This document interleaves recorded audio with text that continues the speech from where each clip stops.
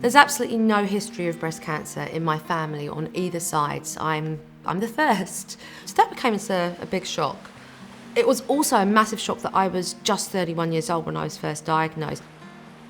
I'd been very depressed that year. It wasn't a very good year, let's say that. But as I came out of that depression and was starting to really enjoy life again, I started paying attention to myself once more, and that's when I noticed this huge lump sticking out of my left breast.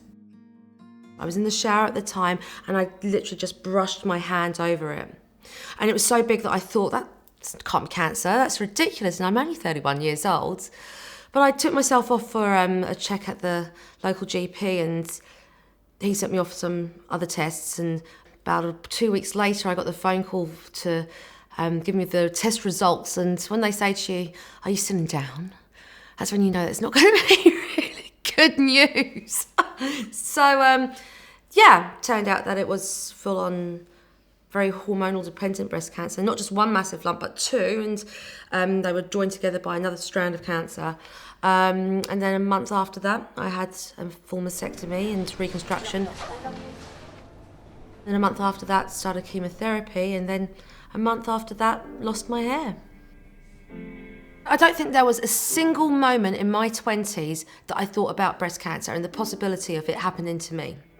I lived in England for the first part of my 20s, and then when I moved to New Zealand, it was really all about just punching the air and enjoying life as much as possible, drinking a lot of alcohol, partying pretty bloody hard.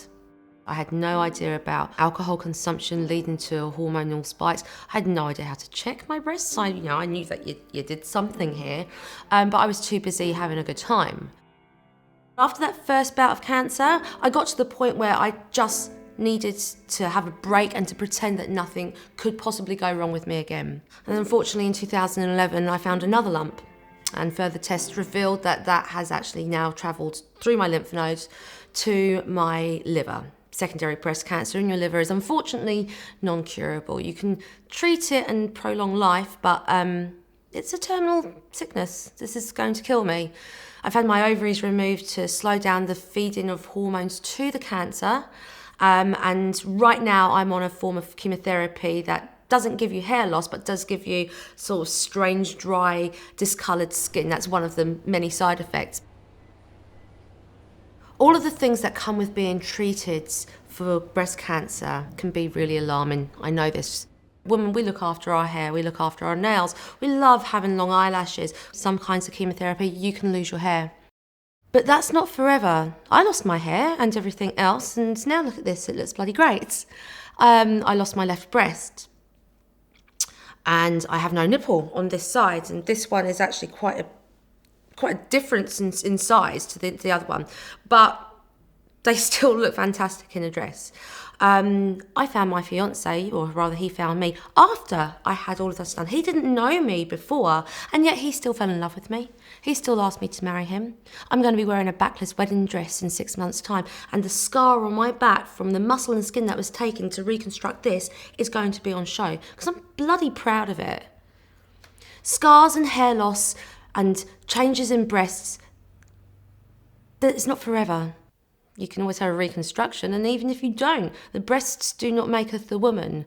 This here and in here is what makes you the person that you are. These look great, but they are not everything. If I had any advice for young women who've just found out that they've got breast cancer, choose happiness. You could wake up every single morning and just be overwhelmed with everything. You could wake up and feel, God, why me? This isn't fair. And you know what's going to happen is that you're going to risk losing the energy that you're going to need to get through this.